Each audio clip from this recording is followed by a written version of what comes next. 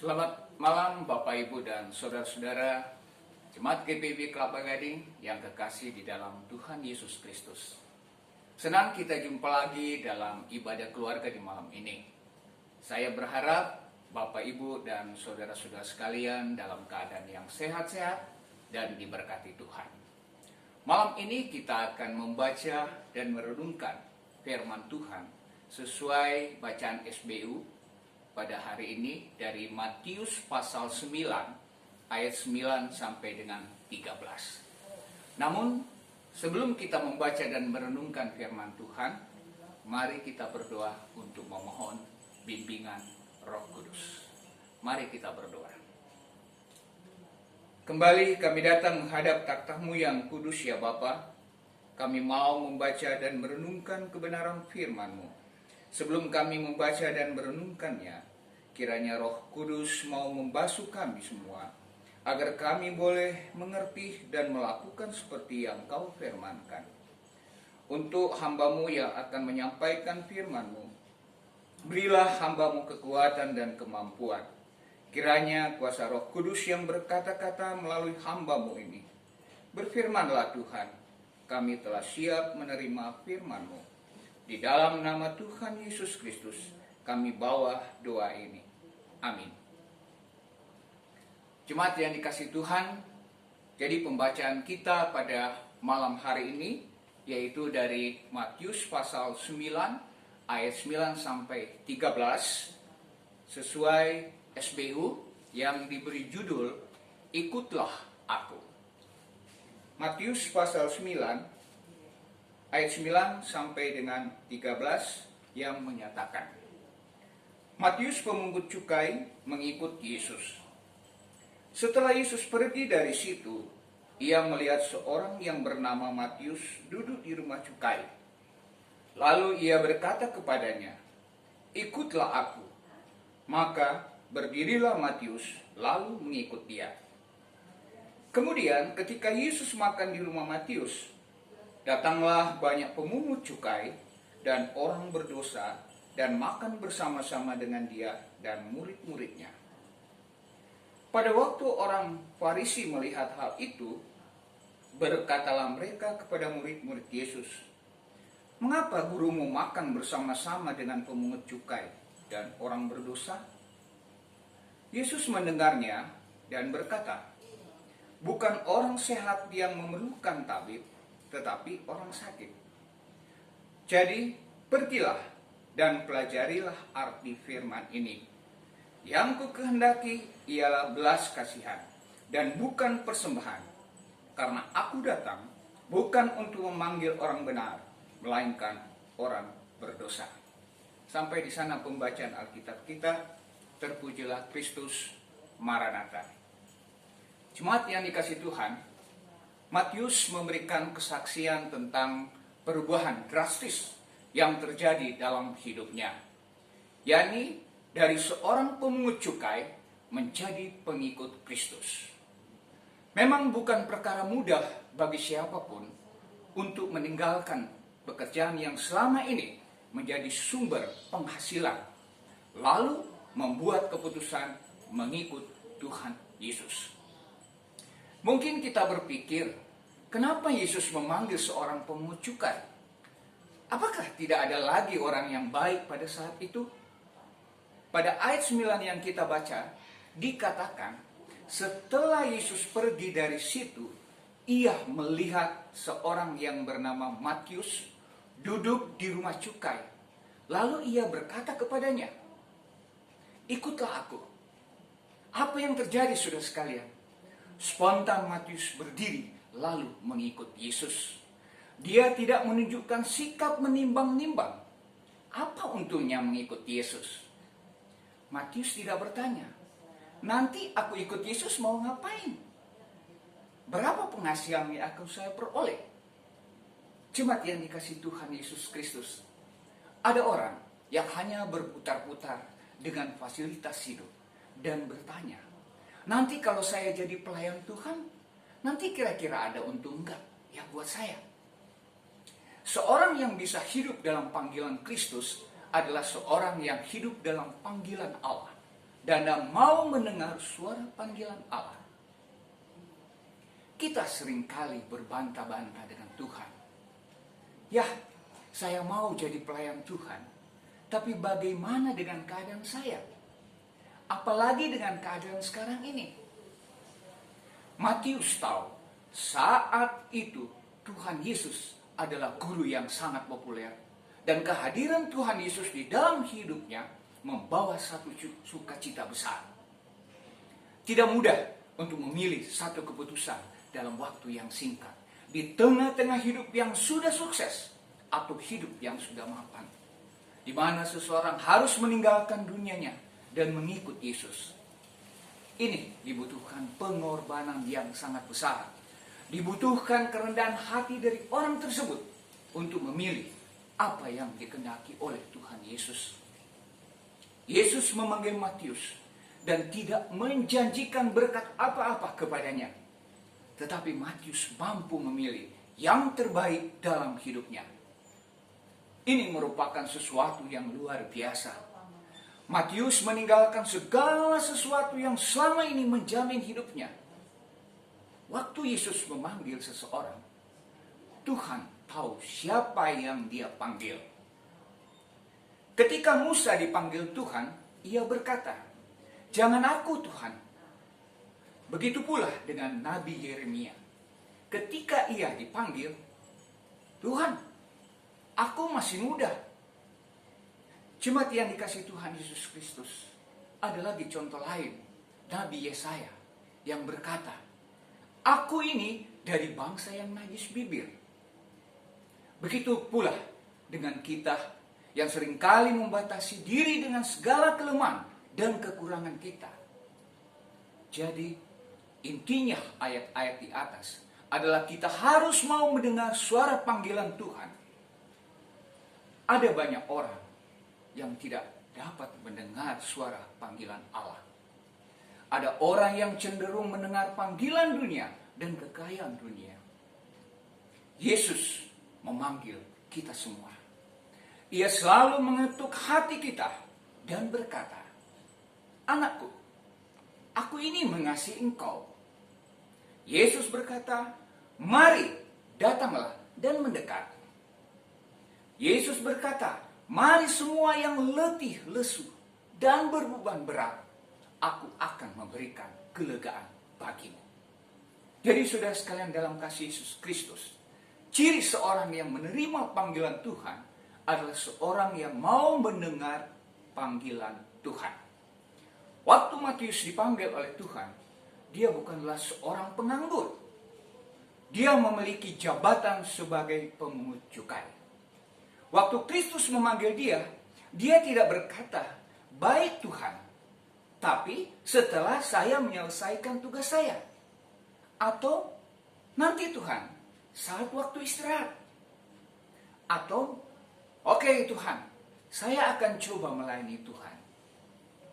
Matius tidak memiliki kompromi, tapi dia rela dan mau tanpa jaminan apa-apa untuk meninggalkan pekerjaannya. Jemaat yang dikasihi Tuhan, ada orang yang mau tetap ikut Yesus, tapi tetap mau mengikuti sifat dan karakternya. Tidak mau dibentuk oleh Tuhan, tidak mau meninggalkan kebiasaan-kebiasaan dan keinginan daging di dalam hidupnya. Kadangkala seorang yang mengasihi Kristus, ia harus rela meninggalkan sahabatnya, kehilangan orang-orang yang terdekat dengan dia. Mungkin banyak dari orang-orang itu yang mulai mengejek, meninggalkan dia. Kadangkala juga saat kita mengikut Yesus, harus ada sesuatu yang kita tinggalkan, yaitu hal-hal yang tidak sepantasnya kita lakukan sebagai orang Kristen. Kita harus berani untuk meninggalkan sesuatu dan berkata, "Tuhan, aku akan mengikut Engkau." Zekius pernah berkata, "Tuhan, jika ada orang yang kuperdayakan," artinya jika ada orang yang aku korupsikan atau diperlukan secara tidak adil atau diperlakukan secara tidak adil, hartanya akan aku kembalikan 4 kali lipat. Inilah prinsip dari seorang yang hidup dalam panggilan Allah. adalah berani untuk meninggalkan sesuatu.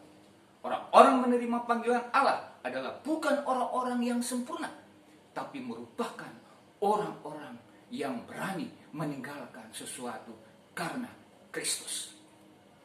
Jemaat yang dikasih Tuhan, pada ayat 11 yang kita baca, pada waktu orang Farisi melihat hal itu, berkatalah mereka kepada murid-murid Yesus, "Hei, mengapa gurumu makan bersama-sama dengan orang pemungut cukai dan orang berdosa?" Kita lihat di sini, Matius sudah rela untuk meninggalkan sesuatu, rela untuk kehilangan sesuatu, rela untuk kehilangan segala-galanya bagi Kristus. Tapi apa yang terjadi waktu orang Farisi melihat Kristus? Orang-orang Farisi masih mengkritik Matius dan bertanya, "Mengapa gurumu makan bersama dengan pemungut cukai dan orang berdosa?" Jadi siap untuk menghadapi kritik berarti rela berkorban untuk Tuhan. Walaupun kita sudah kehilangan sesuatu dan segala-galanya untuk melayani Tuhan, ingat, masih saja ada orang yang mengkritik.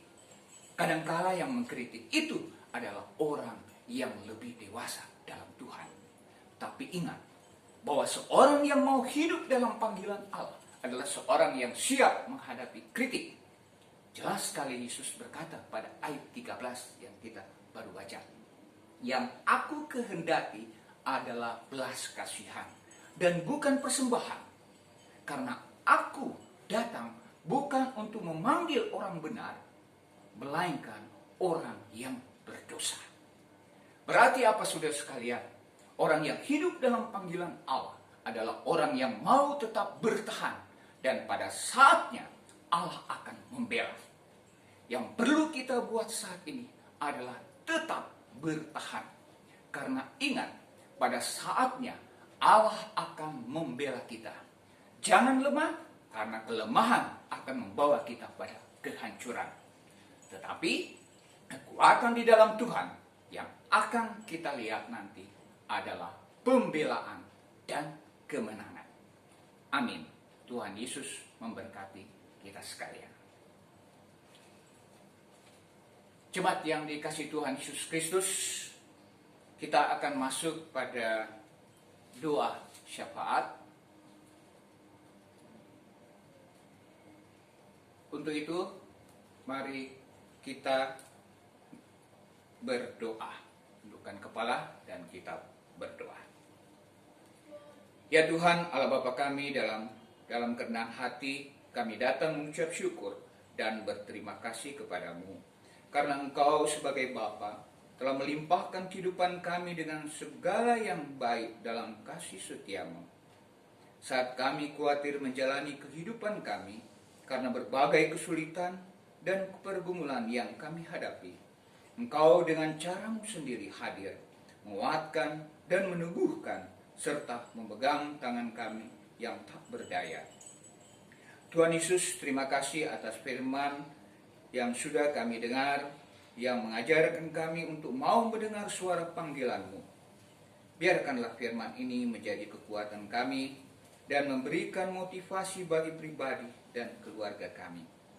Kami berdoa buat Ketua Majelis Jemaat kami, Bapak Pendeta Simon Hans Laprap bersama keluarga, para pendeta yang melayani jemaat kami, para presbiter, pengurus PLK, unit-unit misioner, serta karyawan kantor Majelis Jemaat.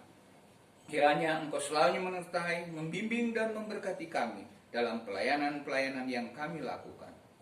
Kau berkati juga keluarga kami masing-masing. Kami berdoa juga untuk seluruh jemaat GPIB Kelapa Gading dimanapun berada saat ini.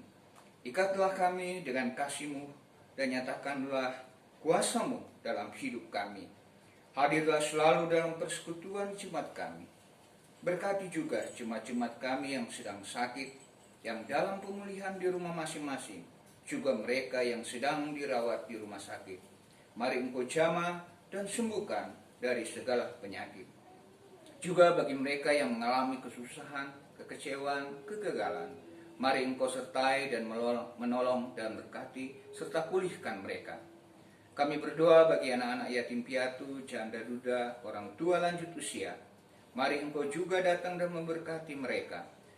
Semoga mereka juga memperoleh kehidupan yang layak dan kebahagiaan. Allah Bapa yang penuh kasih setia, berkati juga anak-anak dan cucu-cucu kami yang saat ini pada masa pertumbuhan sedang sekolah dari taman kanak-kanak hingga perguruan tinggi.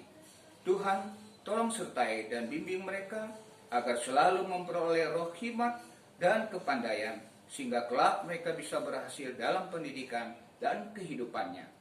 Kami berdoa untuk bangsa dan negara kami Indonesia, bagi Bapak Presiden beserta jajaran kabinetnya, kepala-kepala daerah sampai pemerintahan di desa-desa, juga TNI, Polri, Allah Bapa di surga, berilah hikmat dan berkati dan pimpinlah sesuai dengan tugas dan fungsinya masing-masing, sehingga semuanya dapat berjalan dengan baik dan lancar. Juga dalam menangani adanya pandemi COVID-19, beri mereka semua kemampuan dan tuntunlah mereka sehingga dapat menanganinya. Juga bagi para tenaga medis yang menangani pasien COVID-19, agar mereka diberikan kekuatan dan kesehatan ekstra. Untuk pasien yang positif COVID-19, berilah kesembuhan bagi mereka. Ya Bapa di surga, kiranya Engkau tetap bersama kami, tetap menjaga kami dan melindungi kami dimanapun kami berada dan kemanapun kami pergi. Kau ada di situ, menyertai dan memberkati kami. Ya Bapa, inilah doa yang kami naikkan kepadamu, dan doa ini kami alaskan hanya di dalam nama Tuhan kami Yesus Kristus, yang sudah mengajar kami berdoa bersama-sama. Bapa kami yang di surga, dikuduskanlah namamu, datanglah kerajaan-Mu, jadilah kehendak-Mu di bumi seperti di surga. Berikanlah kami pada hari ini makanan kami yang secukupnya, dan ampunilah kami akan kesalahan kami, seperti kami juga mengampuni orang yang bersalah pada kami. Dan janganlah membawa kami ke dalam pencobaan, tetapi lepaskanlah kami daripada yang jahat. Karena Engkaulah yang mempunyai kerajaan dan kuasa dan kemuliaan sampai selama-lamanya. Amin.